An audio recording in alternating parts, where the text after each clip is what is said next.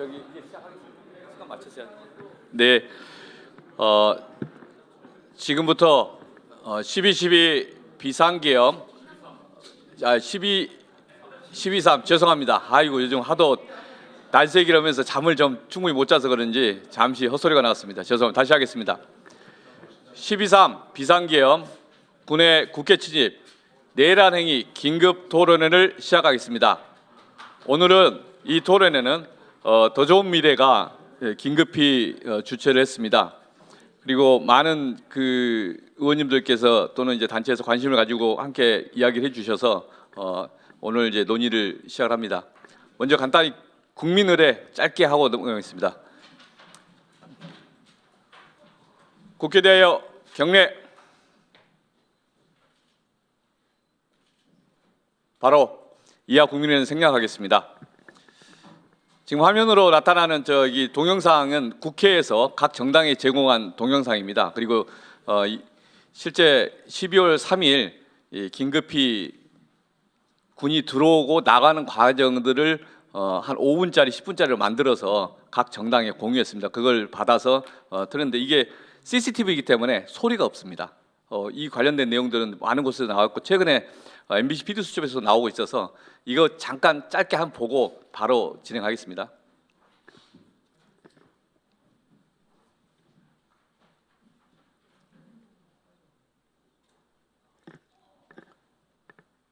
화면 시간을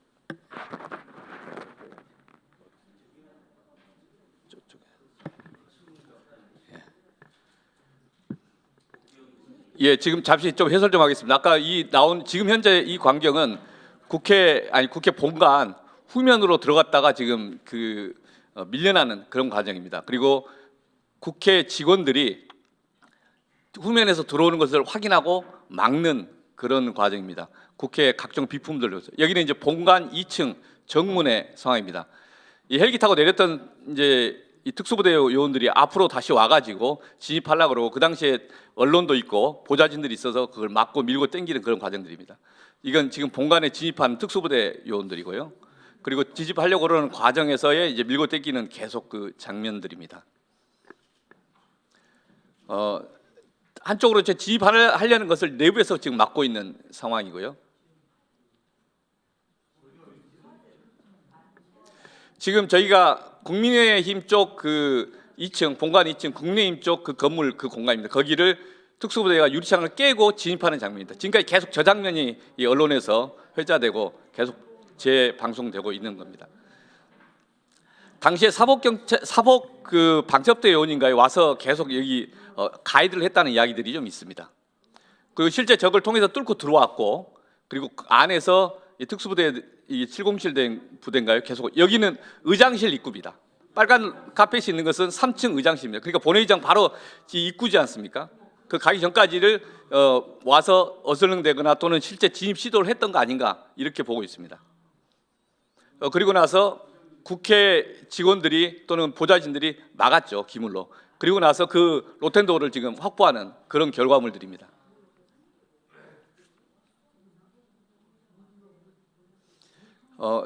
본회의장은 전부 다 함께 직결되어 있지만 주변이 계속 특수부대 군인들이 무장하고 지금 다니고 있는 모습이고요.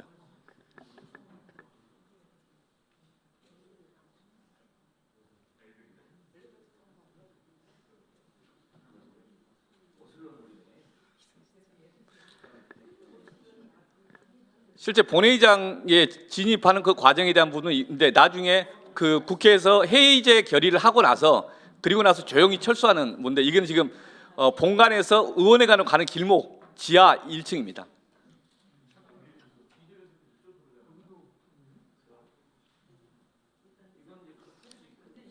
지하 통로로에서 의원회관 쪽으로 이동합니다. 지금 저희들이 거기는 뚫렸고 안전하다고 생각했는데 실제 거기를 다 휘젓고 다녔었습니다. 이게 지금 의원회관에 도착한 모습이고요. 의원회관을 통해서 올라와가지고 의원회관을 뒤집고 다녔습니다. 예, 그리고 의원회관의 입구를 통해서 나가는 겁니다. 특수부대들이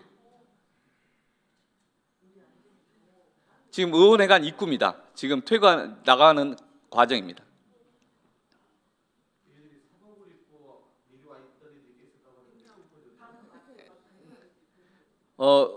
그렇게 지금 사무처에서는 이해를 하고 있는 것 같습니다. 좀 더 사무처에서 공식 발표를 해야 되겠지만 특수부 이 사복을 입은 그 방첩대인가요? 그쪽에서 와서 가이드를 했기 때문에 긴급히 돌아와서 헬기에서 내린 이 군인들이 어디로 갈지를 안내하고 따라온 거 아닌가? 그래서 특정 지역을 유리창을 깨고 들어온 거 아닌가? 이렇게 이해를 하고 있습니다. 자세한 내용은 이후에 사무처 공식적인 발표를 좀 기다려봐야 되겠습니다. 지금 현재 다 퇴거하고 이제 차 타고 나가는 모습입니다. 아까 진입해서부터 나갈 때까지. 예, 여기까지 지금 일단 화면으로 이 내용들은 이후에 계속 언론을 통해서 동영상이 공개되고 있는 동영상이라는 말씀을 좀 드립니다. 예, 지금부터 긴급 토론회를 시작하겠습니다. 오늘 참석해 주신 분들 간단히 말씀드리고 그리고 인사 말씀 듣도록 하겠습니다. 먼저 더미래 이 대표 김성환 의원님 오셨습니다. 예, 우상호 의원님 오셨습니다. 전 의원님 예 오셨습니다. 특별히 또 예, 박홍근 의원님 오셨습니다. 예, 남인순 의원님 오셨습니다. 예, 안호영 의원님 오셨습니다. 예, 전진숙 의원님 오셨습니다. 예, 임미애 의원님 오셨습니다. 예, 한정혜 의원님 오셨습니다. 예, 이용선 의원님 오셨습니다. 예, 이훈기 의원님 오셨습니다. 김남근 의원님 오셨습니다. 예, 이광희 의원님 오셨습니다. 예, 김윤 의원님 오셨습니다. 그리고 최현일 의원님은 토론자로 참여하십니다. 예. 지금 허영 의원님께도 좀 토론자로 해야 되는데 긴급히 원내 지도부랑 회의가 있다고 해서 갔다가 다시 합류하기로 했습니다. 그리고 오늘 그 특별히 또 참여하신 분 말씀드리겠습니다. 이게 대한변협 김용훈 회장님 참여하셨습니다. 예. 한상희 교수님 예, 함께하십니다. 예, 김진환 변호사님 오늘 토론자로 함께하셨습니다. 박경수 변호사님 오늘 함께하십니다. 예. 그리고 발제자로 김선아 법제사업팀장님 함께해주십니다. 입접조사처에서 왔습니다. 예. 그러면 먼저 인사말을 좀 부탁드리겠습니다. 우리 대표님께서 예.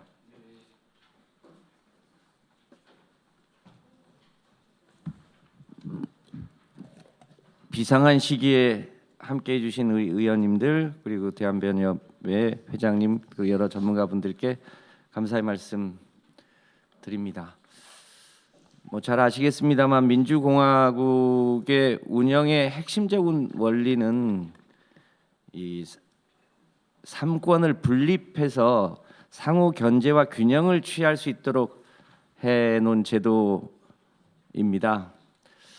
이번에 문제가 된 비상계엄 역시 대통령에게 전시와 내란에 해당되는 경우에 비상하게 계엄을 선포할 수 있는 권한을 부여했지만 그 권한을 과도하게 행사할 수 있다는 우려가 있어서 국회에게 그것을 해산을 권유할 수 있는 권한을 주고 그 국회의원을 체포할 수도 있으므로 국회의원에게 불체포 특권을 주어서 의회가 그 대통령의 권한을 견제하게 한 것이 헌법 77조의 원리입니다.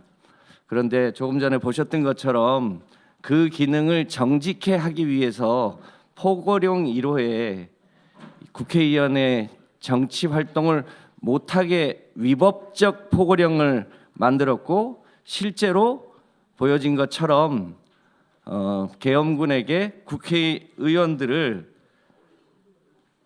다 끌어내라고 하는 지시를 한 것으로 확인이 되고 실제로 국방부 장관 전 장관에 의하면 의원들의 이 계엄 해제를 하지 못하도록 하기 위해서 국회에 침탈한 것으로 확인이 됩니다. 이것은 그야말로 명백한 삼권 분립의 위반이고 계엄법과 헌법을 위반한 조치로 확인이 되고 있습니다.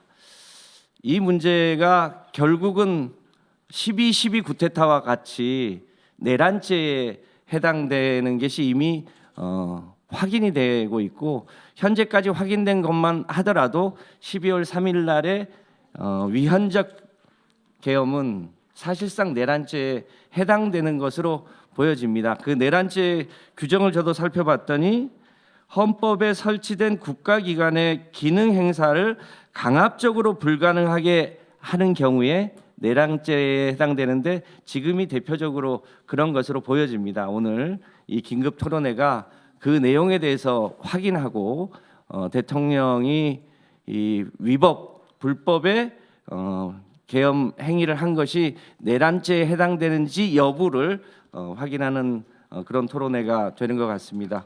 관련해서 내일 대통령 윤석열에 대한 탄핵 표결이 예정되어 있는데 최근에 국민의힘의 동향으로 보면 대통령직을 계속하는 게 적절치 않다고 하는 의견이 오늘 아침에 발표된 것 같습니다. 대한민국이 매우 긴급하게 윤석열 대통령이 탄핵과 그 이후에 새로운 대한민국에 대한 새로운 민주 질서를 세워야 되는 아주 긴급한 과정이 있는데 여기 계신 모든 분들이 그런 과정에서 대한민국이 더 나은 국가로 발전하는데 함께 해주셨으면 좋겠습니다. 더 좋은 미래도 늘 함께하겠다는 말씀드립니다. 고맙습니다. 네, 인사 말씀 감사합니다. 잠시 인사 말씀 하시는 동안에 우리 백혜련 의원님 참석하셨습니다. 그리고 김동화 의원님도 참석하셨습니다. 고맙습니다. 다음은 우리 김용훈 대한변협 회장님의 인사 말씀 듣겠습니다.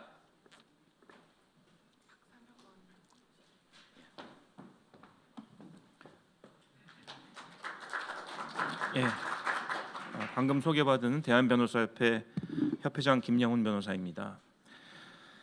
먼저 이 비상한 시국에 꼭 필요한 긴급 토론회를 준비해 주신 더 좋은 미래 김성환 대표님, 국회 입법조사처 이관우 처장님께 감사드리고 오늘 이 자리에 참석해 주신 여러분 모두에게 깊이 감사드립니다.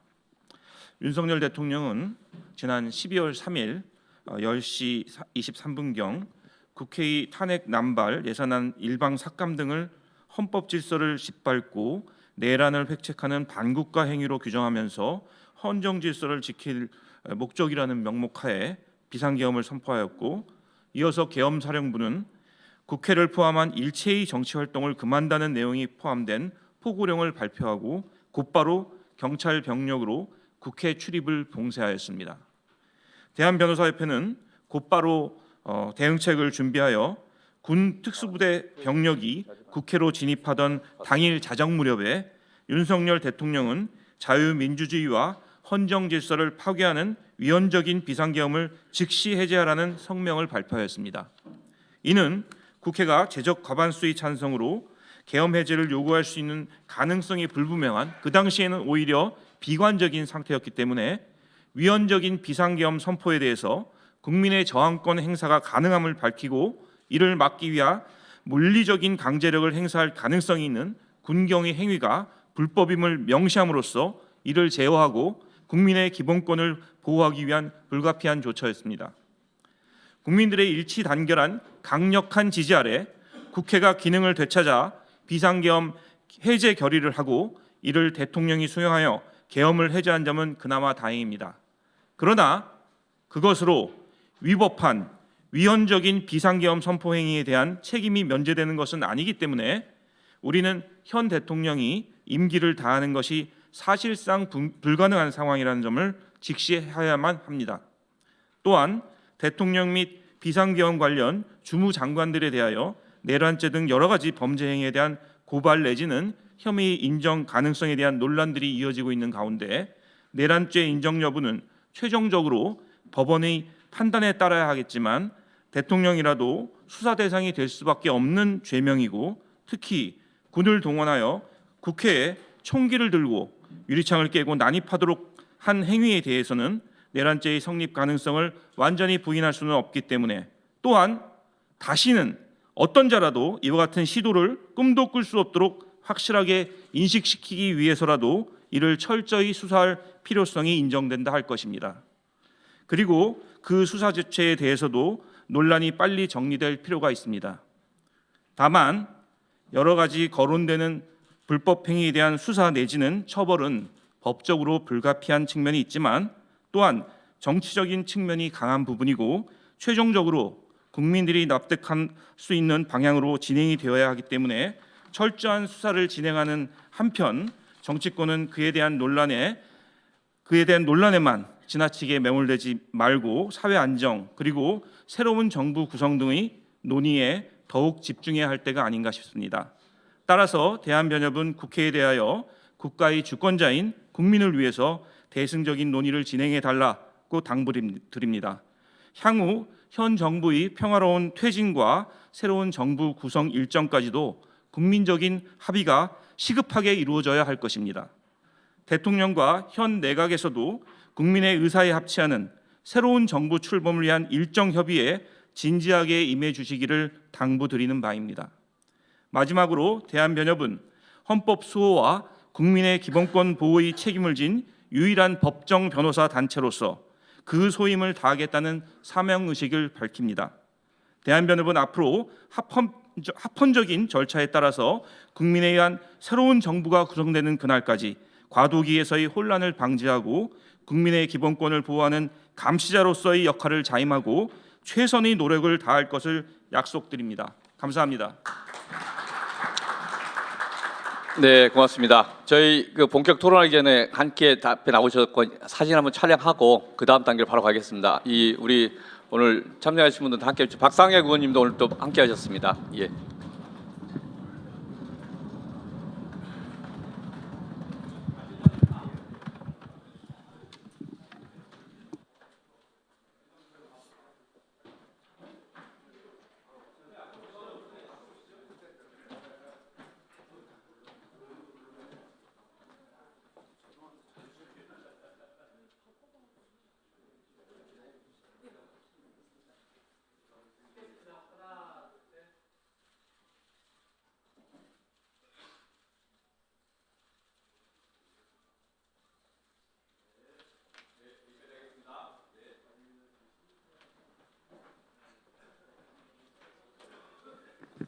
네, 지금부터는 바로 토론을 시작하겠습니다. 우리 토론자님, 발제자님도 앞으로 나오시죠. 예.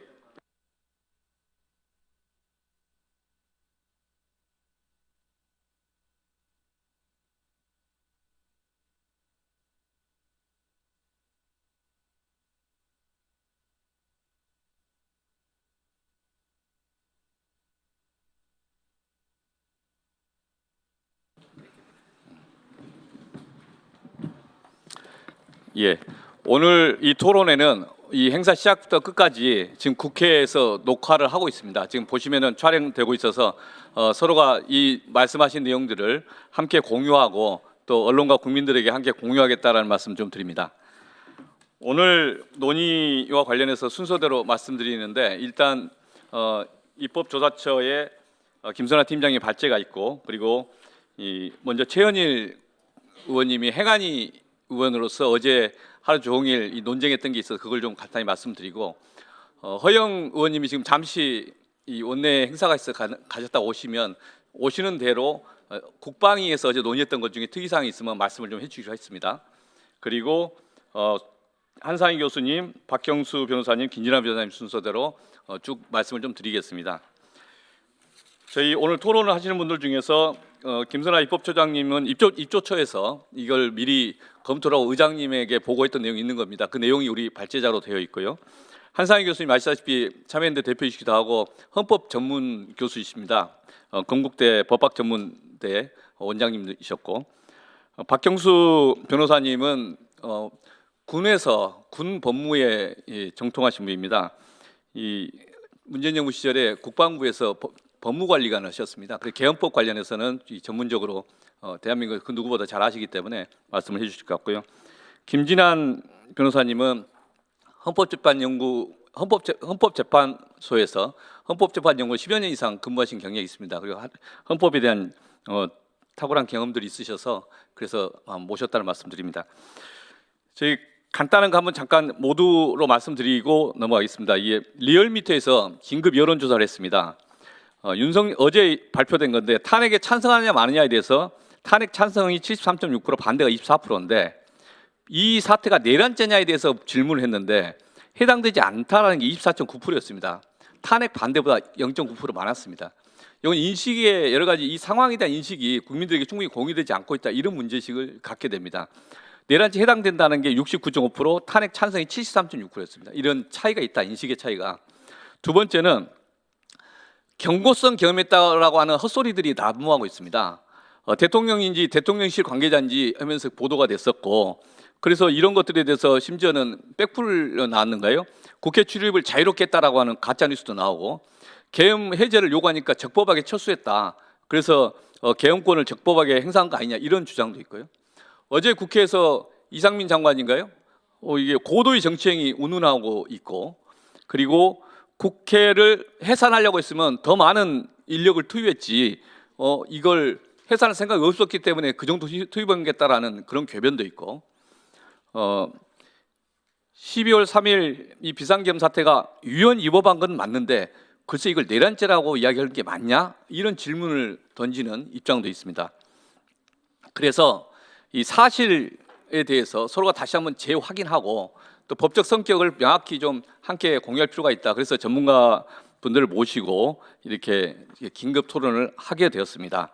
그래서 포고령 1호 군의 병력 투입, 진출입 차단, 그리고 국회 계엄해제 회의 참여, 계엄해제를 위한 국회의원들의 회의 참여에 대해서 그 진행 과정에서 물리력이 어떻게 행사됐는지에 대해서 내용들이 있고, 그리고 비상계엄의 선포와 집행 과정들에 대한 것들, 이런 것들에 대한 우리가 다시 한번 확인 필요합니다. 그리고 어제 그제 계속 오늘 아침까지도 각종 언론을 통해서 특히 MBC PD수첩이나 또는 모든 방송사에서 국회 군의 진입 그리고 퇴거 과정들이 생생하게 기록이 다 있어서 사실을 조작할 수 있는 상황은 아니다. 지금 상황은 오직 그 사실을 재확인하고 또 잘못된 가짜 뉴스를 유포하는 사람들이 이거 혹시 내란죄 가담자가 아닌가에 대해서 질문을 한번 해야 되는 그런 상황이 아닌가 이렇게 봅니다.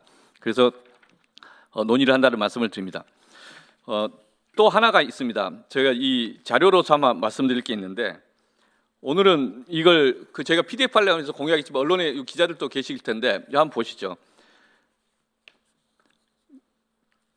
탄핵 관련해서 그 계엄 관련해서 우원식 의장님이 정부로부터 통지가 오지 않았다 그런 이야기 계속했습니다. 문서로 통지가 오지 않았다.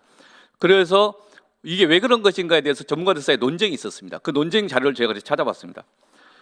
이 자료는 이 자료집에 있습니다. 전두환 대통령이 1980년 10월 16일 비상계엄을 선포하는 내용입니다. 그 내용 속에 이 부서가 있습니다. 헌법상 대통령이 중요한 의사결정과 행위에 대해서는 국무위원이 부서하게 돼 있습니다. 부서는 옆에서 함께 서명을 하는 겁니다. 전두환 대통령이 군사독재 체제에도 이런 식의 문서가 있었습니다. 그리고 선포가 된 거죠. 두 번째 자료는 81년 1월 24일입니다. 비상계엄을 해제한다. 이 공고문입니다. 여기에 다 서명이 되어 있습니다. 그래서 이것이 보여주는 것은 우리는 국무위원들에게 이 질문을 해야 되고 국무위원들 이에 대해 답변을 해야 됩니다. 이 비상계엄이 내란 행위라면 이 비상계엄에 대해서 부서 행위를 했던 사람들은 공범이 될 수가 있고, 이것에 대해서 부서 행위가 없었다면 이건 적법한 국무회의 자료가 없고, 그리고 이에 대해서 불법적인 것을 오히려 확인하는 내용이 아닌가. 비상계엄 자체 실체적인 것과 떠나서 절차적으로 그렇다는 겁니다. 그래서 이 자료를 이게 45년 만에 벌어진 자료라 45년 전의 자료를 제가 찾아봤습니다. 그리고 자료 속에서 이런 내용도 있다는 말씀을 좀 드리고, 함께 언론에서 같이 질의하고 또 국회 상임위에서도 이 문제에 대해서 모든 상임위에서 모든 국무위원들에게 이 질문을 해야 한다고 봅니다. 당신은 여기에서 부서했습니까? 계엄을 선포할 때 부서했습니까? 참여했습니까? 부서했습니까? 계엄 해제할 때 당신은 참여했습니까? 부서했습니까? 그리고 그에 따라서 당신의 책임은 뭡니다라고 우리가 평가를 해줘야 되는 거 아닌가 싶습니다. 예. 자, 이제 바로 발제로 들어가겠습니다. 김선아 입법조사처 법제사업팀장님의 발제를 듣겠습니다. 네, 안녕하십니까. 국회 입법조사처의 김선아입니다. 하실 말씀이 많으실 것 같아서 저는 빨리 쟁점에 대해서 말씀드리고 다른 분들이 말씀하실 시간을 좀 벌어드리겠습니다. 아시는 바와 같이 이제 12월 3일 밤 10시 반에 대통령이 긴급 담화로 계엄을 선포했고, 그리고는 10분 지나서부터 경찰과 계엄군이 국회 봉쇄와 진입을 했습니다. 그제 밝혀진 바로는 선관위는 6분 만에 그 과천 등등 해서 선관위에도 다 진입한 걸로 계엄군이 되어 있습니다. 국회 앞에 이제 국민들이 모였고요. 계엄군과 경찰에 맞서서 항의하고 맨몸으로 그 뭐 차도 다 에워싸고 해서 그 담장을 넘어서 국회의원들이 국회 본회의장에 집결하는 것을 이제 전 국민이 생방으로 봤습니다. 그리고 새벽 1시경에 국회의원 190명 제석, 190명 찬성으로 계엄 해제를 요구하게 되었습니다. 우리 헌정사에 2번의 경비 계엄이 있었고 9번의 비상 계엄이 있었습니다. 근데 이제 이게 전부 다 보면 뭐 제주 폭동, 여수 순천 반란, 이거 뭐 재용은 아니고 이제 군대 그 박근혜 대통령 때 군에서 이제 비상계엄 관련해서 문건을 정리한 바가 있었는데 이제 거기에 있는 내용이기도 합니다. 6.25 전쟁, 4.19 학생의거, 5.16 군부 쿠데타, 6.3 사태, 10월 유신, 부산 소요 사태, 11.6 사태 이럴 때에 비상계엄이 있었고요. 그 11.6 사태 때는 심지어 439일간 계엄 상태였습니다. 근데 지금 이 계엄이라는 것은 요건이 아주 엄격하게 되어 있습니다. 전시 사변 또는 이에 준하는 국가 비상사태 시 적과 교전 상태에 있거나 사회의 질서가 극도로 교란되어서 행정 및 사법 기능의 수행이 현저히 곤란한 경우에 군사상 필요에 따르거나 공공 안녕 질서를 유지하기 위하여 할 수 있고요. 국무회의 심의를 거쳐야 합니다. 그리고 대통령이 발령하게 되어 있습니다. 근데 지금 이번 건은 비상계엄의 실질적 요건이 과연 충족이 되었느냐에 대해서 많은 사람들이 의문을 제기하고 있는데 계엄 선포 당시에 이와 같은 전시와 같은 혼란 상태였느냐에 대해서는 매우 의문이 있습니다. 또한 사법이나 행정 기능이 마비 상태였느냐, 수행이 현저히 곤란했느냐에 대해서도 많은 사람들이 동의하기 어렵다고 생각하고 있습니다. 두 번째로 절차적 요건이 미비한 것에 대해서 말씀드리겠습니다. 국무회의 심의했느냐에 대해서는 지금 논란이 많이 있습니다. 그 정족수라든지 또 실제로 그 회의록이 어떻게 작성됐는가 하는 거라든지 또 금방 우리 오 의원님께서 말씀하셨지만 그런 여러 가지 회의록에 대한 것도 제대로 되어 있는지 이런 것도 봐야 합니다. 그다음에 이제 공고 절차가 미비한 문제도 계엄법 3조에 근거해서 대통령이 계엄을 선포할 때는 이유, 종류, 시행 일시, 시행 지역, 계엄 사령관이 누구인지를 다 공고해야 하는데 이 절차가 있지 않았다 하는 점도 저희가 볼 수 있습니다. 다음에 의장님께서도 계속 확인하셨지만 국회 통고 절차가 미비하였습니다. 헌법상으로도 또 계엄법상으로도 지체 없이 국회에 통고해야 하는데 통고 절차가 없었다는 점도 문제가 됩니다. 다음으로 국회 포위 계엄군 난입의 위헌성과 위법성에 대해서 말씀드리겠습니다. 헌법 제77조상 요건이 있는데 비상계엄을 선포하였다고 하여도 국회는 계엄 해제를 요구할 수 있는 유일한 헌법기관으로 여기에 대해서는 조치를 취할 수 없습니다. 국회의원의 국회 출입을 방해하거나 국회 업무를 방해하여서도 안 됩니다. 계엄군은 외부 세력이 국회의 활동이나 기능을 방해할 것으로부터 보호는 할 수 있어도 스스로 그 업무나 활동을 방해해서는 안 되는 것입니다. 계엄 지역 내 행정 및 사법 사무가 군의 권력 아래 이관되는 것은 헌법에서 정하고 있지만 국회에 대해서는 어떠한 권한도 없다는 점을 확인할 수 있습니다. 다음으로 헌정사의 긴급 조치권, 우리 이제 사례 그 9번의 사례들을 보고 대통령들이 국가 긴급권 남용했던 문제를 반성해서 계엄 요건을 엄격히 정하고 특히나 국회나 국회의원에 대해서는 현행범이 아닌 한 체포나 구금을 못하도록 또 별도의 조치를 할 수 없도록 헌법에서 정하고 있습니다. 그럼에도 불구하고 12월 3일 그리고 4일까지 계엄 선포 후에 바로 국회 통고도 없이 국회를 군과 경찰이 에워싸고 국회의원 출입을 방해하고 계엄군이 헬기 등을 동원해서 국회 경내로 들어와서 심지어 본청 안까지 기물을 파손해가면서 총을 소지한 채로 국회 경내에 침입한 것은 그 자체로 헌정 질서의 문란이고 헌법의 정면으로 위반하는 행위입니다. 이것은 제 평가가 아니고요. 판례에도 그대로 나와 있는 내용입니다. 그리고 헬기가 밤 11시 48분부터 다음날 새벽까지 24차례나 그리고 계엄군이 230명이나 경내에 진입했고요. 오후 1시 40분에도 그러니까 오전 1시 40분이면 이미 국회에서 그 계엄 해제를 했는데도 불구하고 계엄군 50명이 더 추가 투입됐다는 점도 보실 수 있습니다. 국회법 제148조의 3은 누구든지 의원의 본회의 또는 위원회에 출석하기 위하여 본회의장이나 위원회 회의장에 출입하는 것을 방해해서는 아니 된다라고 정하고 있습니다. 국회법의 정면 위반이죠. 더구나 헌법에 정해진 계엄 해제 요구 결정을 위하여 본회의장에 들어오고 있는 국회의원의 출입을 방해한 것으로 평가될 수 있기 때문에 위법 전에 반헌법성이 더욱 크다라고 말할 수 있겠습니다.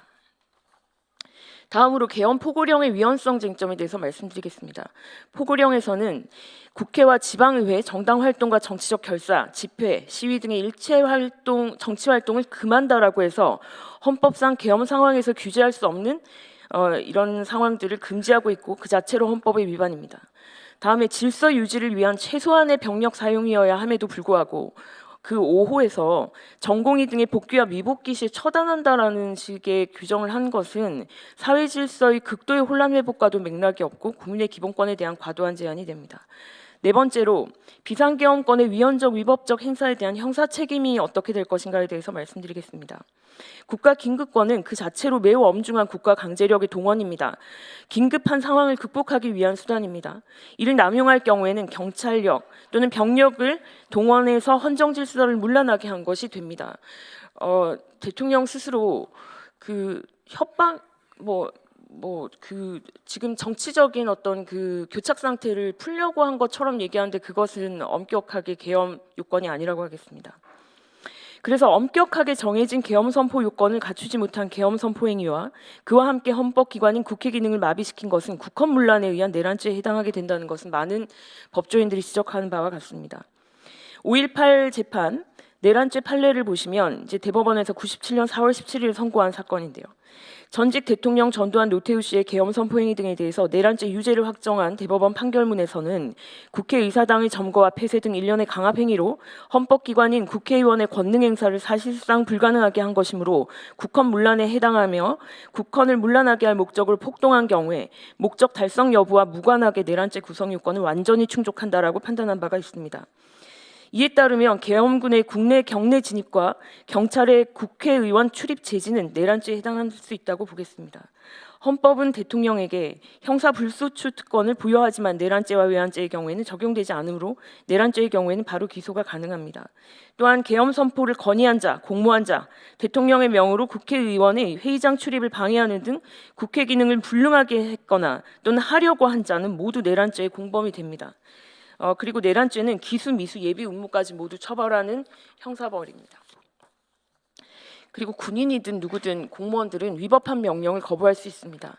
판례에서는 또한 일련의 폭동행위 전부에 대하여 이를 모의하거나 관여한 바가 없다고 하더라도 내란 집단의 구성원으로서 전체로서의 내란에 포함되는 개개 행위에 대하여 부분적으로라도 그 모의에 참여하거나 기타 방법으로 기여하였음이 인정되는 이상 하나의 내란을 구성하는 위 일련의 폭동행위 전부에 대하여 내란죄 책임을 면할 수 없다고 판단하고 있습니다.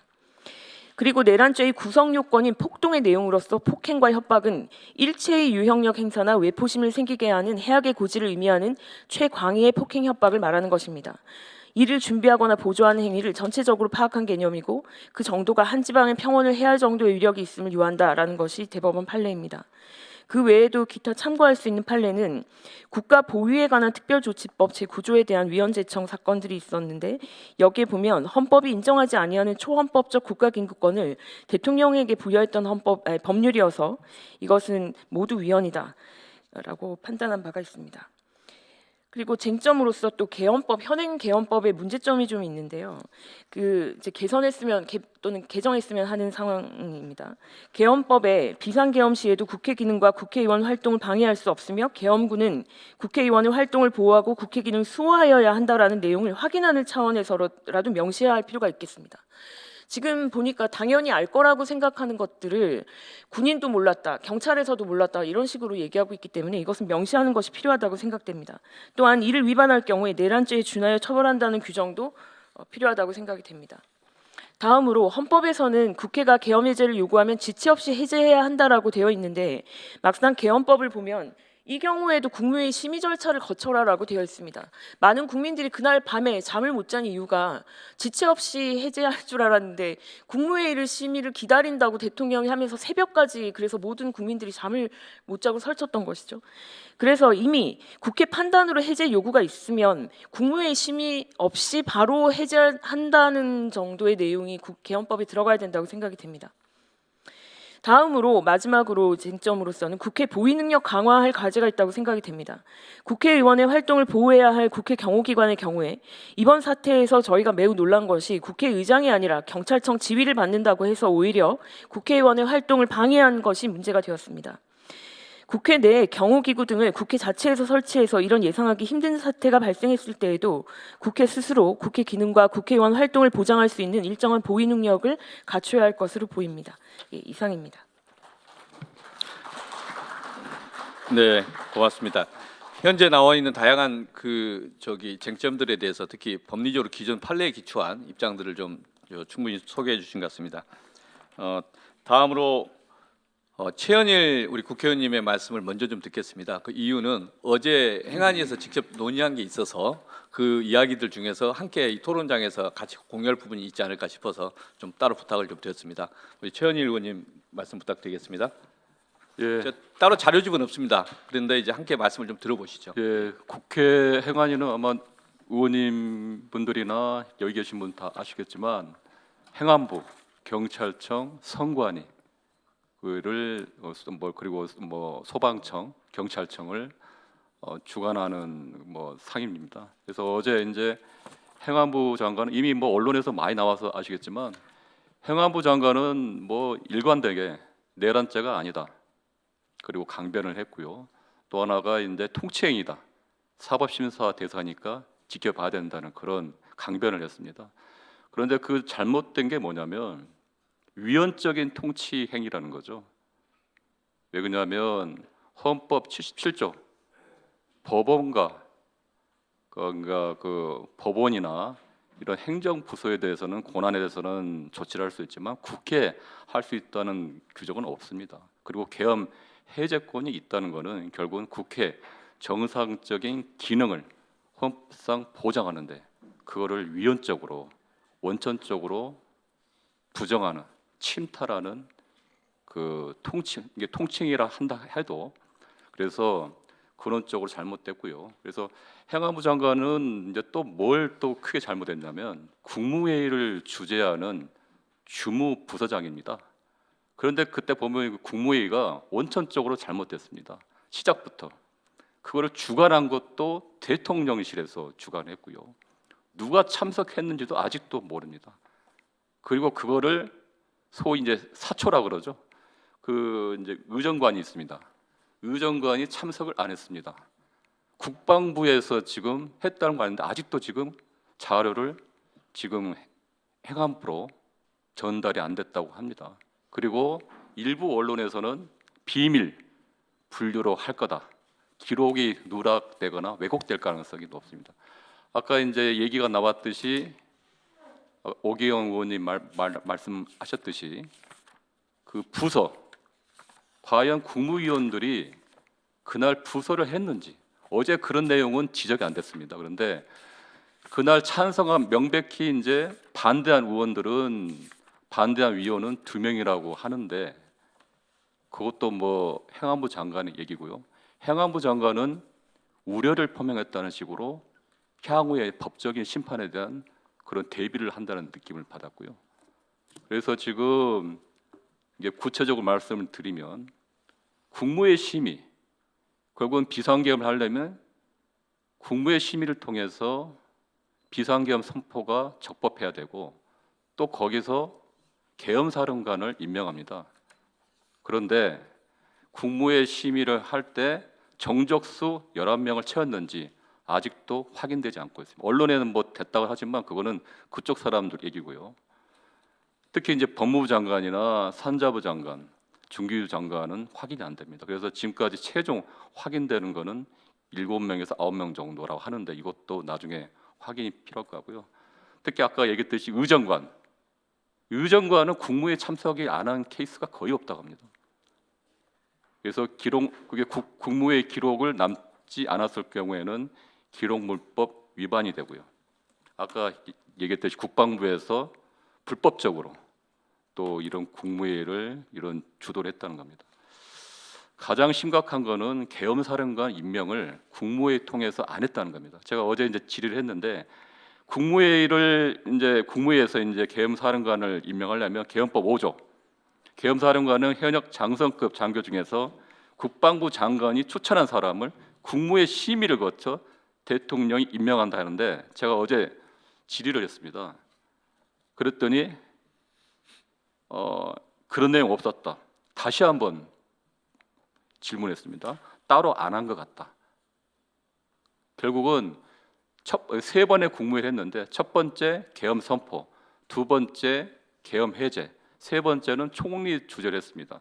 첫 번째 계엄 선포를 할 때 아마 경황이 없어서 그런 것도 있고 국방부에서 주관하다 보니까 너무 이제 준비가 안 된 것도 있는 것 같은데 계엄사령관 임명한다는 거를 빠뜨린 것 같아요. 이게 그래서 결국 뭐냐면 불법적으로 계엄사령관 임명이 됐고 그 계엄사령관이 계엄군과 경찰 등 정부기관에 하다라는 명령도 다 불법적 명령이다. 그리고 경찰청장은 그 명에 따라서 국회를 봉사했고요. 계엄군이 국회에 난입했다는 겁니다. 원천적으로 처음부터 절차적으로 실체적으로도 전혀 성립이 안 되는 비상계엄 그 선포 그러니까 정족수를 충족됐는지도 불명하고요. 그리고 기록도 어떻게 남았는지도 불명하고 무엇보다 심각한 거는 계엄사령관 임명 이 부분이 명백하게 국무회의 통하지 않았다. 이 부분 아마 언론에 잘 안 나왔는데 아마 일부 언론 나온 것 같습니다. 이 부분은 아마 파헤쳐야 할 거고요. 그 다음에 뭐 경찰 부분도 아까 얘기했듯이 조지호 청장은 이제 내란이 아니라고 그랬습니다. 계엄이 선포됐고 포고령이 발령되니까 따를 의무가 있다. 근데 이거는 형법 87조 내란죄입니다. 왜 그러냐면 불법적인 명령이더라도 따르면 내란죄의 공범입니다. 그거 옛날에 12.12 군사반란 때 그 명백하게 판례 나온 거고요. 그래서 조지호 청장은 서울청장한테 5개 기동대를 배치하라고 하고 뭐 그래서 통제를 했고요. 그리고 우원식 의장님이나 의원님들이 담벼락까지 넘어서 다치고 이런 진짜 어처구니 없는 일이 생겼고 아마 요 내용들은 너무 잘 아시니까요. 그래서 이 부분에서는 경찰청장, 서울 경찰청장 또 뭐 국회 또 무엇보다 또 심각한 거는 국회 경비대가 국회 경비를 한 게 아니라 국회를 거의 감시, 방해 그런 이야기 했고 그게 국회 경비대가 향후에는 서울경찰청의 지휘나 관리가 아니라 국회 사무처, 국회의장 소속으로 해야 된다는 아닌가에 대한 그런 문제의식을 행안위 의원들 질의 과정에서도 그런 공감대를 가졌습니다. 그리고 마지막으로 선관위입니다. 이제 선관위 문제가 저희들도 처음에 행안위 질의를 시작할 때도 왜 선관위에 300명의 계엄군을 했을까? 우리 국회에는 250명이 했습니다.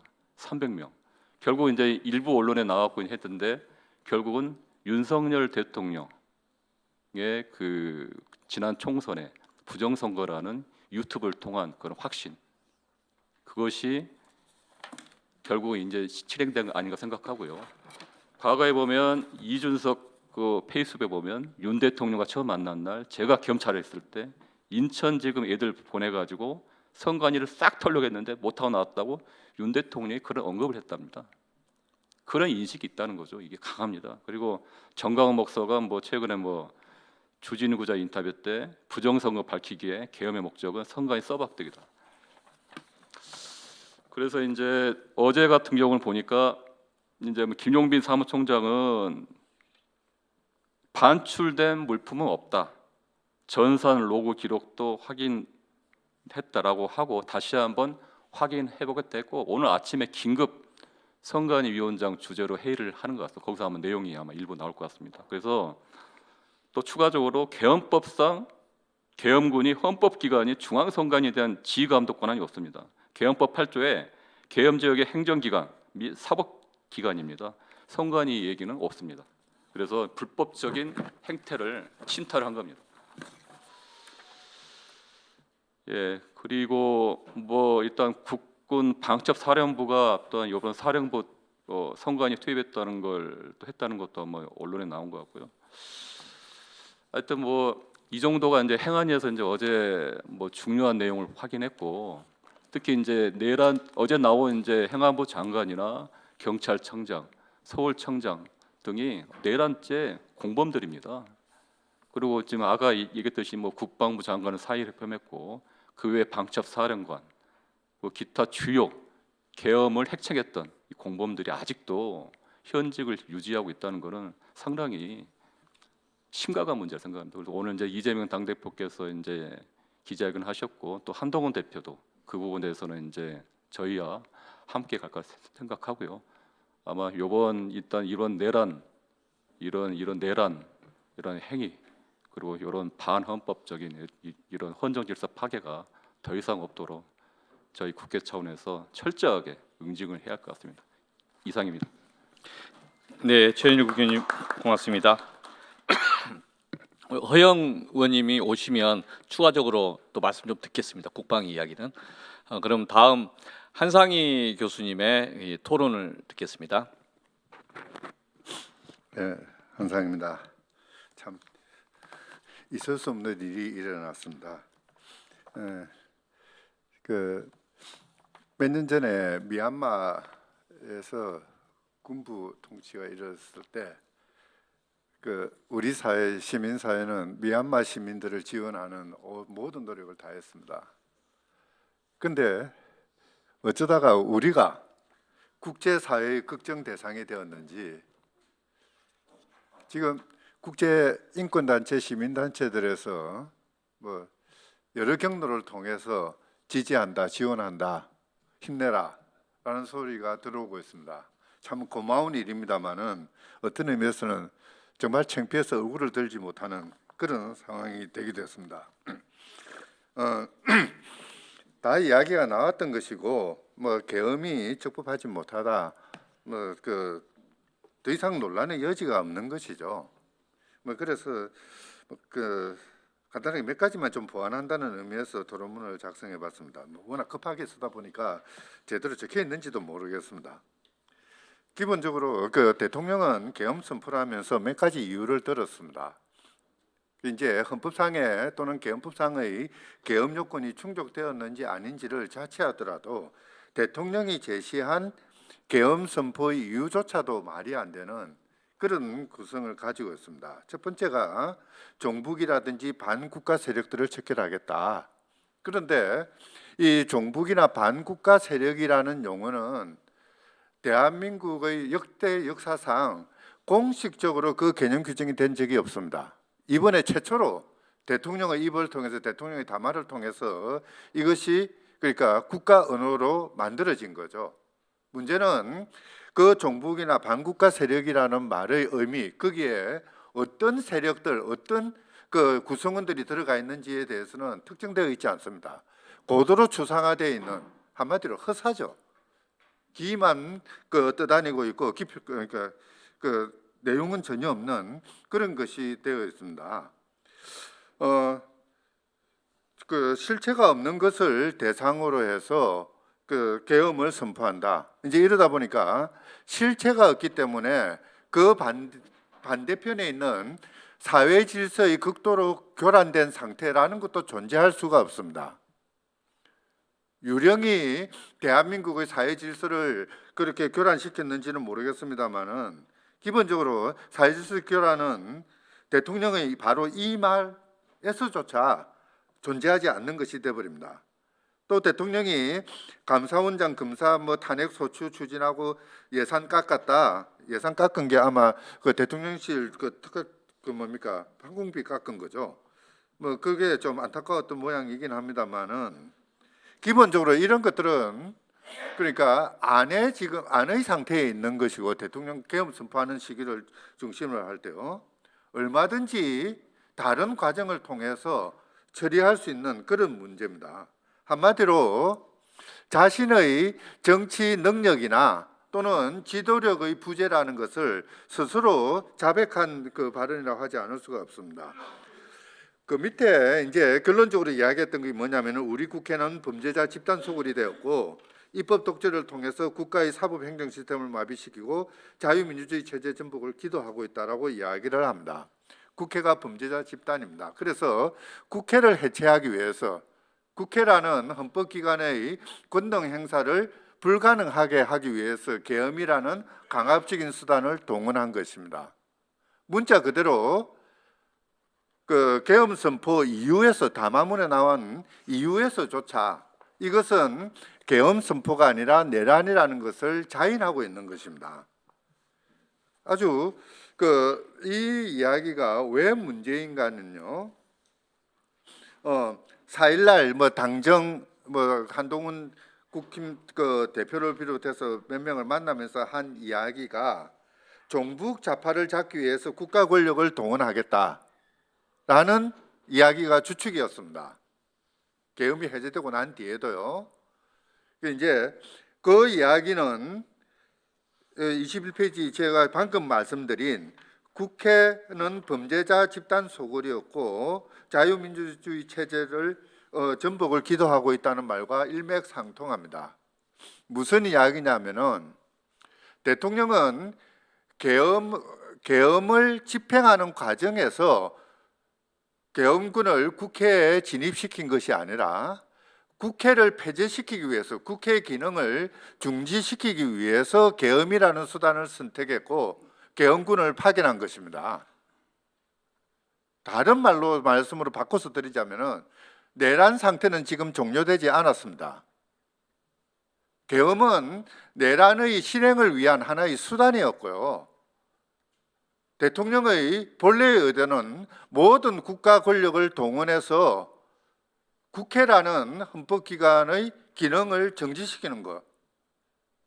그래서 대한민국의 헌정 질서를 문란케 하겠다는 그런 의지를 한 번도 포기한 적이 없는, 지금도 계속하고 있는 그런 상태입니다. 다른 말씀을 드리자면은 대통령은 지금 내란죄의 수괴로서 현재 내란죄는 진행 중인 것이고 현행범인 상태에 있습니다. 이거 정말 아주 심각한 그런 측면인데요. 지금 뭐 어떤 의미에서든 내란은 진압되지 않았습니다. 진행 중입니다. 체포해야 됩니다. 물론 그 22페이지입니다.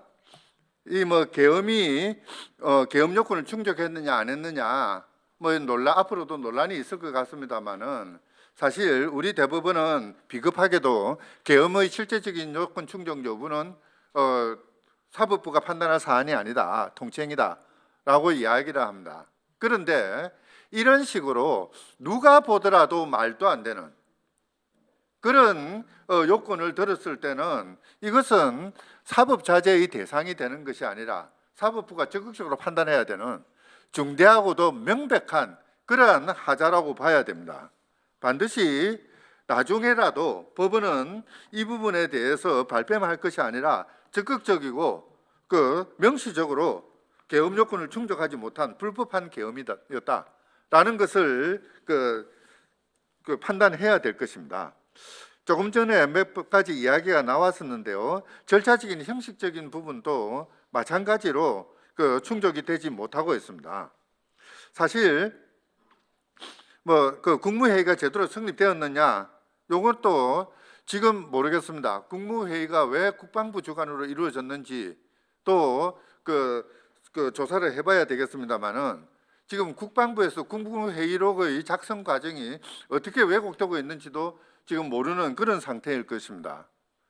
당장 수사권을 발동하든 무엇을 하든 증거를 확보할 필요는 있을 것 같습니다. 증거인멸의 가능성이 워낙 크다고 보여지는 거죠. 더 나아가서 계엄 선포라든지 계엄 해조에 대해서도 공고하게 되어 있습니다만 전혀 공고를 하지 않았습니다. 그러다 보니까 당연히 부서가 있는지 없는지도 판단하지 못하는 이런 상황이 되어 있습니다. 특히 포고령의 경우에는 계엄 선포나 해제의 경우에는 공고라는 것은 일반 공지의 의미를 가집니다만은 포고령의 경우에는 법의 일반 원칙에 따라서 국민들에게 구속력을 가지기 때문에 그것은 일종의 공표 절차에 준하는 그러한 공시가 있어야 될 것입니다. 그런데 포고령도 여태까지 전자강부를 아무리 찾아봐도 거기에 게재되어 있지 않습니다. 한마디로 포고령은 성립은 했을지 몰라도 효력 발생을 하지 않은 것이라고 봐야 됩니다. 다만 효력 발생을 하지 않았기 때문에 내란죄 성립이 되지 않지 않느냐 그건 아닙니다. 포고령을 선포했다는 행위만으로도 위압에 해당되는 것이기 때문에 그것은 뭐 내란죄 성립에는 지장이 없는 거죠. 어쨌든 포고령은 법적 효력이 없는 그런 것이라고 봐야 될 것이고요. 계엄 선포 형식도 뭐 이거 조금 전에 말씀드렸습니다만은 모든 국법 행위는 문서에 이야기되어 있고 문서에는 부서를 받아야 됩니다. 이 부서는 지금 두 가지 의미가 있죠. 계엄 선포 행위가 적법하냐 아니냐를 판단하는 기준이 되기도 하고요. 부서가 없다면은 위헌이라고 봐야 되는 것이 제가 보기에는 헌법학계에 많은 학설일 것 같습니다. 그 이제 또 하나 그 뭡니까 이 그 내란 행위, 계엄 선포라는 내란 행위에 누가 공모 가담했는지를 확인하기 위해서라도 이 부서 여부를 지켜볼 필요는 있을 것 같습니다. 내란죄 성립은 이건 뭐 두말할 나위가 없을 것 같습니다. 사실 엄밀히 본다면은 계엄 선포 행위 자체가 근거가 없고 불법하고 따라서 원천무효라고 할 것입니다. 그럼에도 불구하고 대통령은 군을 동원했고 또 국방부 장관부터 계엄사령관 또는 뭐 공수여단장 뭐 모든 군 간부들이 관여된 군 간부들이 군이라는 무력을 동원했습니다. 이것은 군 형법상의 반란죄에 해당된다고 봐야 될 겁니다. 당장 물론 이제 그 반란죄 같은 경우는 또 군 검찰의 수사 대상이 되다 보니까 어떻게 될지 모르겠습니다만은 당장 수사가 시작돼야 되고 그들을 체포해서 더 이상 이런 반란 행위가 지속되지 않도록 조치를 해야 될 필요가 있을 것입니다. 뭐 내란죄의 요건이나 또는 뭐 이번 사태가 내란죄에 해당되느냐 안 되느냐는 우리 법원은 특히 대법원의 확고한 선례로서 굳어져 있습니다. 폭동을 일으켰느냐? 당연히 폭동을 일으켰죠. 그 법원에서는 폭동을 가장 넓은 의미, 그러니까 일체의 유형력 행사, 외포심을 생기게 하는 행위. 사실 그날 참여연대는 전직 임원들 홈커밍 데이를 했습니다. 신나게 잘 놀고 집에 오는데 전화가 왔습니다. 계엄 선포됐습니다. 그러고 나서 긴급 회의를 하면서 그 내용이 뭐냐면은 공동대표가 3명이 있으니까 1명은 국회 앞으로 가고 2명은 만일의 사태를 위해서 다른 데 피해 있어라. 저희 집 옆에 모텔이 있거든요. 뭐 글로 가려고 작정을 하고 있었는데 아무리 생각해도 연락을 위해서 이걸 들고 가야 되고 이걸 들고 가면은 피해봐야 아무 소용이 없지 않습니까? 그래서 그냥 집에서 얌전히 있었는데 잘된 선택이었던 것 같아요. 외포심이라고 말할 상태가 아닙니다. 이미 우리 앞서 발제자도 이야기를 했습니다마는 대한민국의 역사는 4.3에서부터 여순, 보도연맹, 6.25 한국 전쟁 과정에서 있었던 무수한 계엄령들, 그 모든 계엄령의 결과는 무관 생명의 집단 학살이었습니다. 피비린내 나는 그런 계엄이었습니다. 5.16부터 시작했던 5.17까지 이어지는 그런 계엄은 국민들의 고요를 쥐어짜는, 국민들의 자유와 권리를 억압하는 권위주의 통치체제, 군사 통치체제를 마련하는 토대가 되었습니다. 그런 계엄은 이제 바로 그 때문에 그 자체로서 국민들에게 무지막지한 외포심을 야기합니다. 거기에 더해서 포고령을 선포했고요, 군을 동원했습니다. 당연히 이것은 폭동입니다. 더 이상 이야기할 필요도 없을 정도일 것입니다. 다만 이 내란죄의 수사는 조금 이제 문제가 있는 게 검경 수사권 조정 이런 문제 때문에 내란죄에 관해서는 경찰이 또는 국수본이 수사권을 가지는데 경찰청장은 이 내란죄 혐의로부터 자유롭지 못합니다. 좀 전에 이야기 나왔듯이요. 이제 그러다 보니까 제대로 된 수사를 하기 위해서라도 특검은 빨리 설치가 돼야 될 것 같습니다. 그 외에 다른 방법은 없을 듯합니다. 특검이 그러니까 내란죄 수사뿐만 아니라 군 내부에서 있었던 반란죄 수사까지 같이 이어서 할 필요는 있을 것 같습니다. 마지막으로 부가해서 말씀드릴 사안은 이번 사태는 대통령에게 모든 국가 권력을 집중시킨 소위 말하는 제왕적 대통령제 또는 대통령 중심제라는 전 세계 어디에도 없는 용어를 사용하는 이 87년 헌법 체제의 한계가 극명하게 드러난 사건이라고 하지 않을 수가 없습니다. 이제 이런 체제를 틀어버려야 될 것입니다. 대통령의 권력을 유효하게 통제할 수 있는, 실제 그렇지 않습니까? 국회가 때 맞춰서 계엄 해제 요구안을 가결사고 요구를 했습니다마는 우리 법원은 이미 1958년, 59년입니까? 계엄 해제 요구가 있다 하더라도 대통령이 계엄 해제를 해야만이 계엄의 효력이 소멸한다라고 이야기를 했습니다. 물론 그때는 뭐 해제 요구권 규정이 헌법에 없었다고 이야기를 합니다만은 그때도 계엄 해제 요구권, 국회의 요구권은 계엄법에 규정이 되어 있었거든요. 지체 없이 해제해야 한다는 규정이 있었습니다. 그럼에도 불구하고 법원은 계엄의 효력을 유지시켰습니다. 이번 상황도 마찬가지였죠. 버티고 있었으면 어떻게 할 방법이 없는 그런 상황입니다. 이런 것은 민주사회의 헌법으로서 전혀 적절하다고 할 수가 없을 겁니다.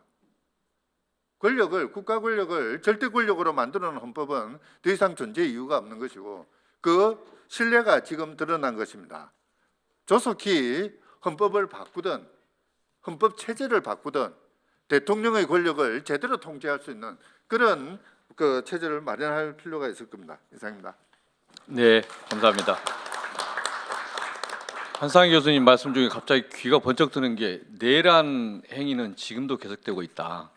그리고 내란 행위에 가담한 자는 지금도 현행범이다. 이러면 지금도 온 나라가 이제 전쟁 중이다 이런 말씀이. 내란 행위를 범한 자들과 내란 행위자들을 색출하고 처벌하는 그 절차를 어떻게 할 것인가에 대해서 대한민국 정부가 지금 고민하고 행동을 해야 될 그럴 때가 아닌가 싶습니다. 다음 짧게 그럼 말씀드리다가 까먹었는데요.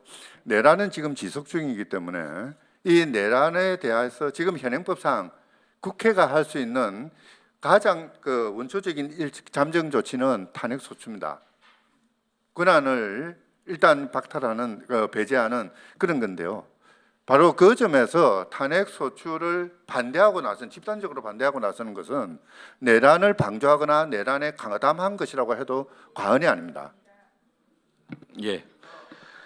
이제 탄핵 반대하면 당신들은 내란에 얼마나 가담했습니까? 물어봐야 되겠네요. 모든 사람에게. 예. 진선미 의원님 잠시 이게 지금 좀 전에 오셨습니다. 아까 소개를 안 드려서 말씀드립니다. 예. 다음 바로 토론 이어가겠습니다. 박경수 변호사님의 토론 듣겠습니다. 허영 의원님 오셨네요. 예. 우리 박경수 변호사님 말씀 듣고 허영 의원님 말씀 듣겠습니다. 예, 박경수 변호사입니다. 과거에 국방부 법무관리관으로 일을 하면서 군의 이런 계엄과 관련된 여러 가지 흐름들 또 규정들에 대한 경험을 했었기 때문에 그런 경험을 바탕으로 말씀을 드리고자 합니다. 결론적으로 윤석열 대통령의 비상계엄 선포는 형법상 내란죄 구성 요건에 해당될 소지가 매우 커서 즉각 수사에 착수해서 그 전모를 밝히는 것이 마땅하다는 것이 저의 의견입니다. 이 비상계엄 선포 요건과 관련해서 누구나 다 자명하다라고 생각하시는데 이게 군의 상황을 제가 좀 말씀드릴게요. 계엄이라는 것은 우리 군에서 전시와 그대로 연결되어 있습니다. 연계되어 있습니다. 단 한 번도 계엄 독자적인 연습을 한 적이 없고요. 전시 상황을 가상해서 계엄 연습을 하게 되어 있습니다. 그래서 지난 수십 년간 을지 훈련 등 이런 연습 때에도 전시가 되어서 계엄이 발동되는 거거든요. 그래서 국가의 총 역량을 다 동원해 가지고 징후를 포착을 합니다. 그러면 3종 사태, 2종 사태, 1종 사태 이런 식으로 서서히 상황이 에스컬레이션 되면서 전시가 선포가 되는 순간 계엄도 선포가 되면서 바로 이 헌법에서 규정하고 있는 전시, 사변, 기타 비상 사태에서 계엄이라는 것이 발동이 되는 거죠. 그렇게 계엄은 선포돼야 되는 것이고 우리 군에서는 단 한 번도 이런 전시, 사변, 기타 이런 위기 사태를 와 관계없이 독자적인 계엄 연습을 한 적이 없습니다. 그리고 모든 규정과 이 제도가 이런 위기 상황, 전시 상황을 전제로 해서 연습을 하고 준비를 하고 있는 거거든요. 그래서 지금 이 상황을 보시면 아시겠지만 계엄에 수십 년간 연습을 해왔기 때문에 정상적으로 진행이 되면 아주 체계적으로 계엄이 진행이 됩니다. 그런데 보시다시피 아주 엉성하게 된 거죠. 왜냐하면 그런 전제 요건이 전혀 갖춰지지 않았음에도 불구하고 소수의 무리들이 이런 기획을 했기 때문에 그런 것이라고 판단이 됩니다. 그래서 이 계엄에 관련된 요건이 전혀 헌법상 준수되지 않은 위헌적인 상황인 것은 틀림없습니다. 그래서 계엄 선포와 관련해서는 건의하고 심의하고 공고하고 통과하고 해제하는 일련의 라이프 사이클이 이제 있게 되는 것인데 앞서 다 설명을 해주셔서 생략을 하겠습니다. 그다음에 구체적으로 계엄이 이제 집행이 되었을 때 선포가 되었을 때 집행이 되는 것이 이제 바로 첫 번째 스텝이 계엄사령관의 임명이죠. 거기에 국무회의의 심의를 거쳐서 대통령이 임명을 합니다. 그리고 계엄사령부가 설치가 되고 계엄사령관에 대한 지휘 감독의 문제가 있습니다. 이때 우리 계엄법에는 전국을 계엄지역으로 하는 경우에는 국방부 장관의 지휘 감독권이 배제가 됩니다. 그리고 대통령이 직접 계엄사령관을 지휘 감독하게 돼 있죠. 이번에 전국을 계엄지역으로 하는 비상계엄이었기 때문에 그것이 유효하다면 국방부 장관은 지휘 감독권이 배제되는 겁니다. 그런데 관여를 했었죠. 그리고 비상계엄 선포 동시에 모든 행정 그리고 사법 사무가 이제 이관이 되는 것인데 국회 입법 기능에 대해서도 지금 관여를 한 부분이 포착이 되는 거고요. 그리고 특별조치권 그리고 비상계엄이 선포되면은 군사법원에서 재판을 받게 되는 일련의 범죄들이 있습니다. 그건 일반 국민들도 마찬가지고요. 그런데 군사법원법에 들어가면 비상계엄이 선포되는 즉시 상소 규정이 적용이 배제가 됩니다. 단심제로 끝난다는 뜻입니다. 그렇게 국민들의 권리에 엄청난 영향을 주는 것이 바로 이 군사계엄이죠. 그다음에 내란죄 구성 요건에 있어서 지금 앞서 설명을 다 드린 바와 같이 이 요건이 있습니다. 첫 번째가 대한민국의 영토의 전부 또는 일부에서 그리고 국가 권력을 배제하거나 국한을 문란하게 할 목적 그리고 폭동을 일으킨 자 이 세 가지 요건에 아주 정형적으로 부합되는 행위들이 지금 발생을 했던 겁니다. 그래서 구체적으로 들어가서 본건의 경우를 조금 더 구체적으로 살펴보도록 하겠습니다. 28페이지 하단입니다. 비상계엄의 선포 경위는 보시는 바와 같고요. 선포 내용 그리고 선포 후에 포고령 제1호가 발표가 됐는데 우리 한상희 교수님께서도 말씀해 주셨다시피 공고 자체가 없습니다. 제가 어제 오후에도 계속 뒤져봤는데 홈페이지든 국방부, 대통령실, 전자관보 어디에도 확인을 할 수가 없는 그런 상황입니다. 그러니까 이 계획 자체가 얼마나 무질서하게 또 이 형편없는 엉성한 방식으로 이루어졌는지가 이런 것에서도 드러나는 것이죠. 그리고 이제 언론에서도 보다시피 국회뿐만 아니라 중앙선관위에 군병력이 투입이 되고 폭력이 행사가 됐습니다. 그래서 이 12.3 비상계엄 선포의 위헌 위법성을 보자면은 전시 사변 또는 이에 준하는 국가 비상 사태라고 절대 볼 수가 없는 위헌적인 행위였다.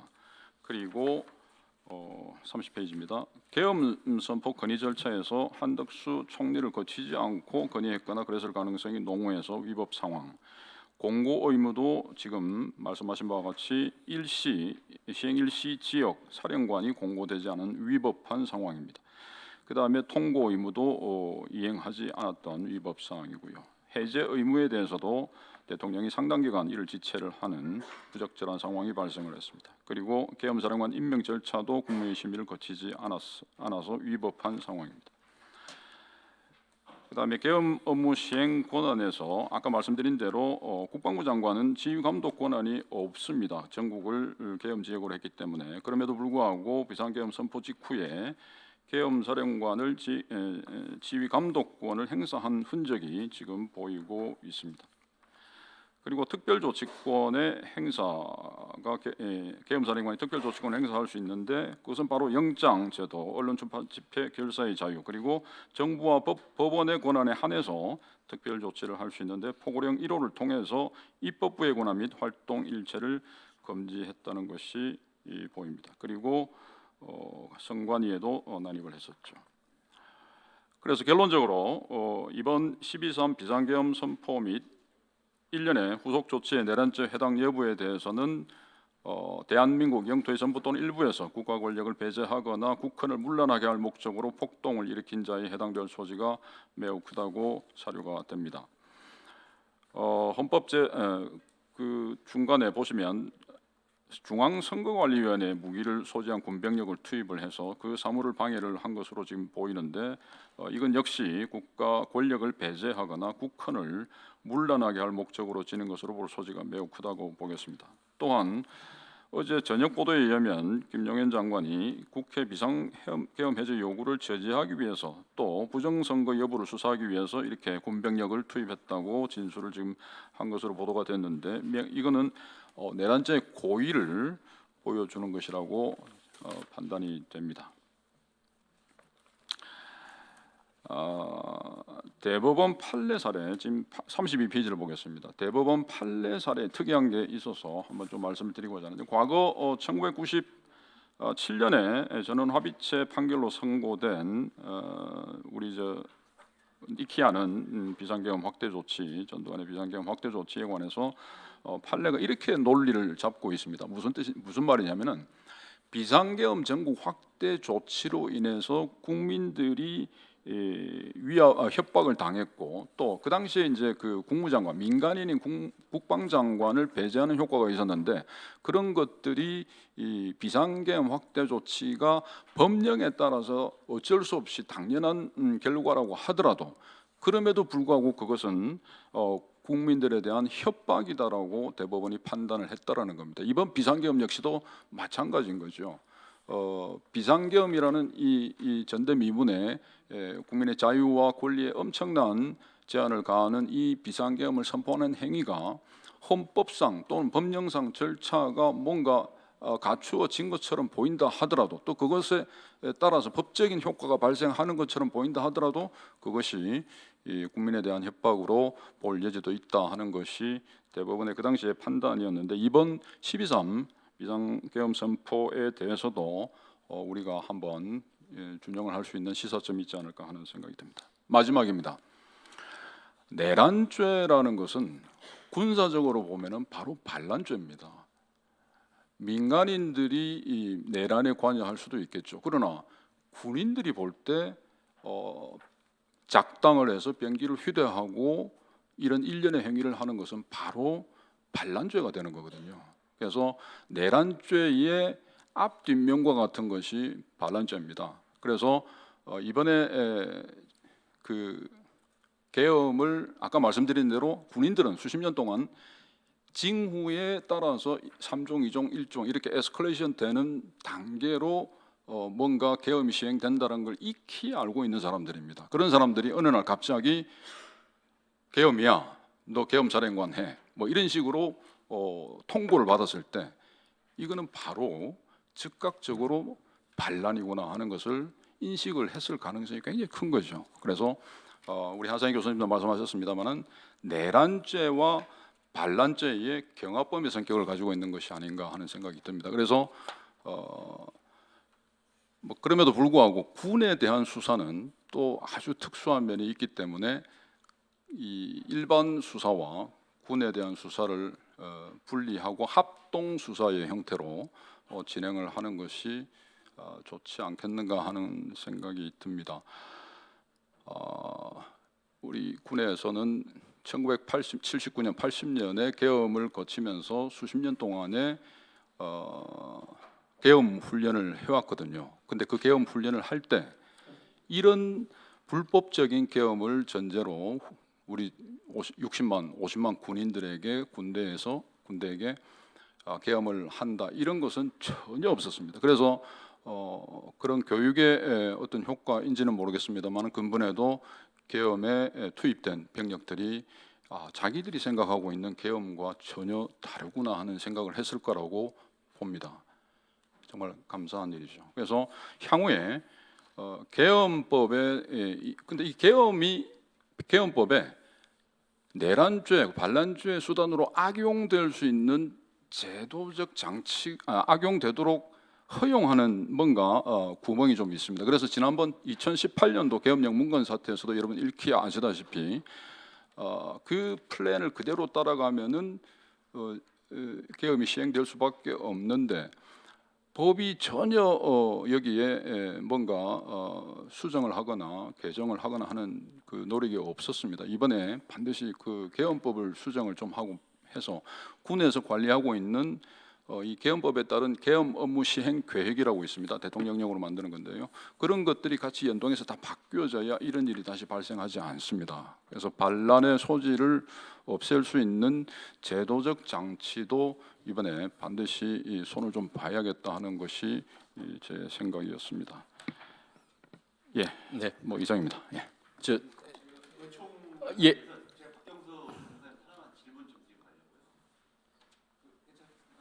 짧게. 예.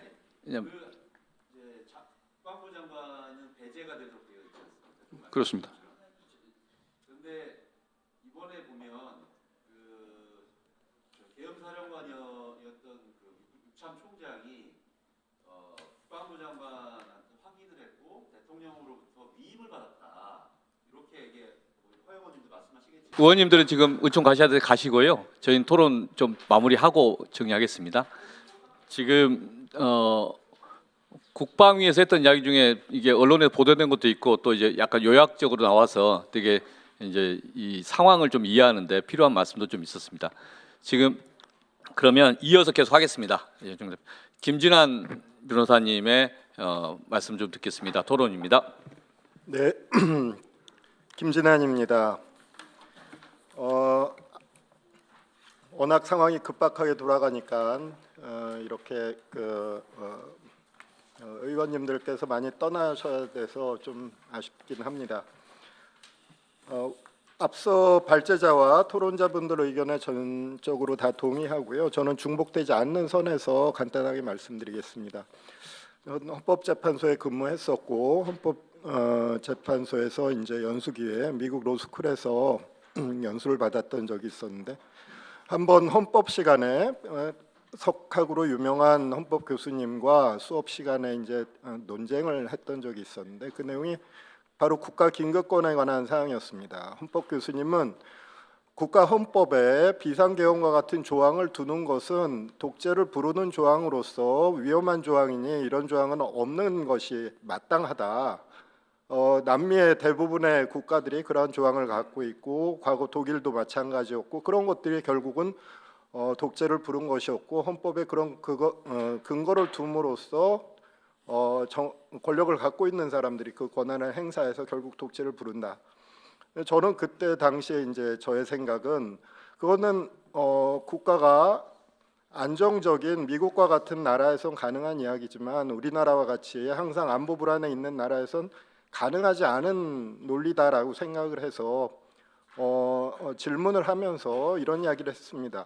만약에 정말 그런 전시나 국가 안보가 완전히 무너져서 질서를 반드시 회복해야 하고 그런 상황에서 국가 긴급권이 사실적으로 필요해서 동원됐을 때 그렇다면 그때 그것을 최소화하고 그것에 관한 적어도 최소한의 법적인 어떤 필요한 보호 보장 장치를 마련하는 것은 필요하지 않느냐. 그것이 없기 때문에 완벽하게 기본권이 무너지는 것보다는 최소한의 통제 장치와 보호 장치를 마련해 놓는 것이 헌법에 필요하고, 그것이 바로 대부분의 제3세계 국가에서 국가 긴급권을 헌법에 규정하고 있는 이유가 아니겠느냐, 이렇게 반박을 했는데, 물론 그것이 이제 토론 장소가 아니었고 강의 시간이었기 때문에 더 이상의 긴 토론은 이어지지 않았지만 저는 제가 옳다고 생각했었습니다. 근데 이번 사태를 겪으면서 느꼈던 것은 정말 이 국가 긴급권 조항, 비상계엄 조항이 헌법에 들어있는 것이 우리를 안전하게 지켜주는 것일까, 아니면 우리를 더 위태롭게 만드는 것일까 하는 그런 의문을 갖지 않을 수 없었습니다. 대통령은 비상계엄을 해제해 놓고도 이것은 경고성 조치였다라는 궤변을 늘어놓았는데, 사실은 그의 의식 속에 있는 것은 이런 것이죠. 대통령이 법률안에 대한 거부권을 행사하는 것과 마찬가지로 그것이 대통령의 권한이듯이 비상계엄을 선포하는 것도 대통령의 권한이다. 그리고 국회는 해제 요구할 권한이 있고, 난 해제 요구 국회 받아서 해제했으니 그게 도대체 무슨 문제냐, 나는 권한 행사한 것뿐이다. 그것이 이제 대통령의 의식 세계에 있는 비상계엄이라고 볼 수 있고요. 제가 생각하기엔 그 의식이 있게 된 것은 헌법에 비상계엄 조항이 있기 때문인데, 비상계엄에 대한 우리가 그 제대로 된 의식을 갖고 있지 않은 채 법률가인 대통령조차도 그것에 관한 제대로 된 문제 의식을 갖고 있지 않고 있다는 것을 보여주는, 또 어쩌면 우리 대다수의 국민들도 갖고 있는 의식일지도 모른다는 생각을 하게 됐습니다. 비상계엄 권한은 헌법상 없는 권한으로 생각을 해야 됩니다. 그것은 정말로 전쟁 때만 사용하는 권한인 것이지 평시에는 대통령의 권한으로 있다고 생각할 수 없는 조항인데 그것을 사용한 것이죠. 그래서 제가 말미에 말씀드리겠지만 계엄법에 관한 우리가 철저한 어떤 수정 같은 것들이 필요합니다. 계엄이 일단 우리는 지금 다행히 여소야대인 형국에서 대통령이 여소야대임에도 불구하고 비이성적으로 계엄을 선포했기 때문에, 그리고 국회가 빠르게 잘 대응했기 때문에 해제를 시킬 수 있었지만, 만약에 한번 생각해 보십시오.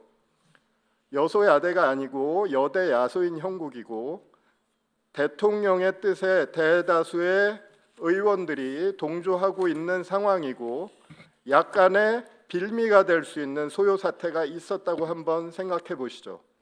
그때 대통령이 그러한 약간의 빌미가 될 소요 사태를 핑계 삼아서 계엄을 선포했고, 여소야대가 아닌 여대 야소 국회 속에서 국회가 해제 요구를 부결시켰을 때, 그 다음에 우리 국민들의 기본권은 어떻게 됩니까? 우리 기본권은 철저히 계엄법에 맡겨지게 됩니다. 근데 우리 계엄법은 우리들의 기본권에 대해서 아무런 보장 장치를 갖고 있지 않아요. 과잉 금지 원칙 전혀 없습니다. 어떠한 질서 문란 사태도 없고 소요 사태도 없음에도 불구하고 영장주의는 없어지고요. 아무런 근거도 없이 질서를 회복하기 위한 목적이 아님에도 불구하고, 질서가 무너지지 않았음에도 불구하고 통제관을 각 언론사에 보내서 언론들을 검열하게 되고요. 그러한 조치들이 계엄사령관의 단순한 명령으로 모든 것들이 법관의 통제나 아무런 통제 없이 이루어지도록 되어 있는 것이 현재 계엄법입니다. 그래서 이번 사태를 일종의 교훈으로 삼지 않는다면 사실은 나중에 어느 정파의 어느 대통령이 어떤 정치 구조를 이용해서 그것을 통해서 새로운 계엄을 선포할 때, 이번에 대통령이 이렇게 비이성적인 계엄을 선포했기 때문에 사실은 그보다 조금은 더 논리적이고 조금 더 이성적인 비상계엄이 발동된다면 국민들은 어쩌면 그것보다는 낫네라고 하면서 어느 정도 받아들일 가능성도 있고요. 그렇다면 우리 모두의 기본권은 아마 처참하게 무너지게 될 것입니다. 그래서 빠르게 지금 이와 같은 사태 이후에는 비상계엄이란 것이 조금 더 사람들의 머릿속에 경계가 아니라 가능한 제도로 들어와 있는 측면이 있기 때문에 계엄법에 대한 시급한 수정과 보완과 하는 것들이 필요합니다. 우리는 내란죄를 이야기하면서 지금 국회관에서 이야기를 했었고요. 당연합니다. 국회를 침탈한 것은 당연히 내란죄에 해당하죠. 더군다나 해제 요구를 앞둔 국회를 침탈한 건 당연히 내란죄에 해당합니다. 근데 중앙선거관리위원회를 침입했습니다. 그것은 또 다른 차원의 내란죄입니다. 중앙선거관리위원회는 질서회복과 아무런 관련이 없는 헌법기관입니다. 거기를 계엄군이 무단으로 침탈을 했고 거기서 안에 있는 정보를 빼내려는 목적으로 들어갔습니다. 이것은 어떤 명분으로도 어떤 계엄상의 명분으로도 설명할 수 없는 그러한 침탈이고 헌법기관에 대한 파괴입니다. 그런데 우리의 지금 현재 계엄법은 그것에 대해서 통제할 수 있는 아무런 장치를 갖고 있지 않아요. 그것이 바로 거기에 필요한 것이 바로 과잉금지 원칙의 사고인데 질서 회복을 위해서 계엄을 했다면 질서 회복에 필요한 범위에서 군사력이 발동돼야 되는 것이고 그 질서 회복에 필요한 만큼만 그 군사력이 동원돼야 되는 것인데 그러한 사고 없이 계엄이 일단 선포됐어. 그럼 뭐든지 우린 할 수 있어라고 하는 사고로 그런 조치들이 이루어진 것입니다. 그래서 그런 부분에 관한 일단 계엄이 선포됐다 하더라도 계엄군과 계엄사령관이 할 수 있는 범위를 명확하게 정해놓고 그것의 감시 장치와 통제 장치를 계엄법에 삽입하는 거, 개정하는 거 이것은 여러분들이 국회에서 해제 요구를 통해서 우리나라의 안전을 지켰듯이 국회의원 여러분들이 또한 앞으로 미래의 우리 국민들의 자유와 안전을 위해서 반드시 지금 해야 될 시급한 과제라고 생각을 합니다.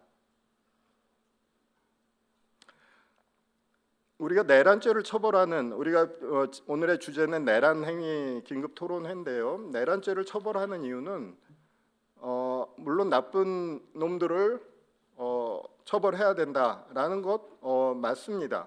응보를 해야죠. 국가를 무너뜨리려고 했고 헌법을 파괴하려고 한 사람들 처벌해야 합니다. 하지만 그보다 더 우리가 한 걸음 나가서 생각할 것이 있습니다. 그것을 내란죄를 우리가 명백하게 밝히고 처벌함으로써 앞으로 그런 행위를 막아야 되는 것이죠. 그걸 책임을 묻지 않고 처벌하지 않고 진실을 밝히지 않으면 앞으로 그런 행위는 또 발생할 수밖에 없습니다. 그렇기 때문에 우리가 처벌하는 것인데 우리의 생명과 국민의 생명과 안전을 지키는 방법은 처벌하는 것만으로는 안 됩니다. 처벌하는 것은 하나의 방편이고요. 또 하나 더 중요한 것은 제도를 바꾸는 것입니다. 지금 제도의 허점을 너무나 커다란 허점을 우리가 발견했다면 내란죄 처벌에 우리가 열을 올리는 것만큼이나 우리의 모든 마음을 다해서 제도를 바꿔야 되는 것이고 그 중에 핵심적인 내용이 바로 계엄법에 대한 수정이고 과연 지금 헌법 조항은 계엄에 관한 헌법 조항은 안전한가 이 부분에 대한 점검을 해서 개헌의 계제 이 부분도 분명히 수정을 해야 된다고 생각을 합니다. 네, 이상 마치겠습니다. 네, 고맙습니다. 지금 우리 상황에 대한 여러 가지 설명들이 있었고 그 중에 이제 큰 공감되는 이번에 발생한 12월 3일 국회 난입 또는 선관위 난입 내란 행위다. 그리고 내란 행위에 대해서 확실하게 처벌해야 되는데 내란 행위가 지금 진행 중인 거 아니냐 이런 문제식이 있고 이 상황을 먼저 돌파해야 이제 그 다음 단계를 가는데 그 첫 번째가 지금 저희가 국회에서 지금 탄핵 논의를 하고 있기 때문에 논의를 좀 더 이상 진행하지 않겠습니다. 그리고 제도 개선에 대한 이야기들은 지금 여러 가지 마주했는데 지금 단계 제도 개선 논의까지 가는 건 좀 저희가 잠깐 긴급한 일을 처리하고 나서 그 다음 단계에서 우리가 논의를 충분히 해야 될 것 같습니다. 이 오늘 문제식 자체가 되게 소중한 문제식들이 많이 있었고 또 이제 이후에 내란 행위의 가담 여부를 체크하는 체크리스트를 이제 한상희 교수님이나 우리 박경수 변호사님이나 또는 이제 우리 팀장님께서 쭉 말씀해 주셔서 이건 이후에 헌법재판관들이 이걸 봐야 될 자료이고 그다음에 대법원 판사들이 봐야 될 자료입니다. 오늘 자료는 그리고 실제 이걸 수사를 하는 사람들이 같이 봐야 될 자료라고 저는 그렇게 생각합니다. 그리고 오늘 지금 이야기하셨던 내용들은 지금 국회에서 녹화를 하고 있습니다. 녹화된 내용은 다 함께 국회의 모든 관계자들 언론에 공유를 하겠습니다. 다시 한번 더 이상 추가적인 말씀은 좀 여기까지 하고 이해 부탁드리겠습니다. 함께해 주신 모든 분들 고맙습니다. 이렇게 마치겠습니다.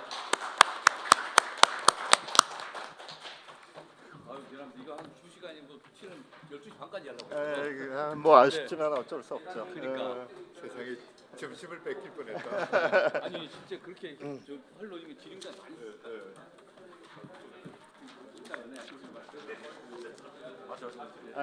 아까 명함 드렸죠? 아, 네.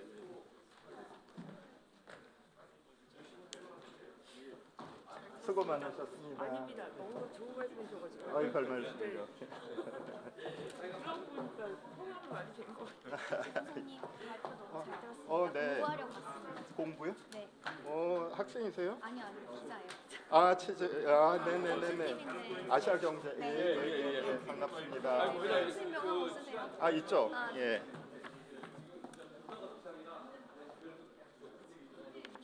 아, 여기 있습니다. 네. 감사합니다. 네. 반갑습니다. 뭐 궁금한 점 있으면 언제든지 연락 주세요. 예.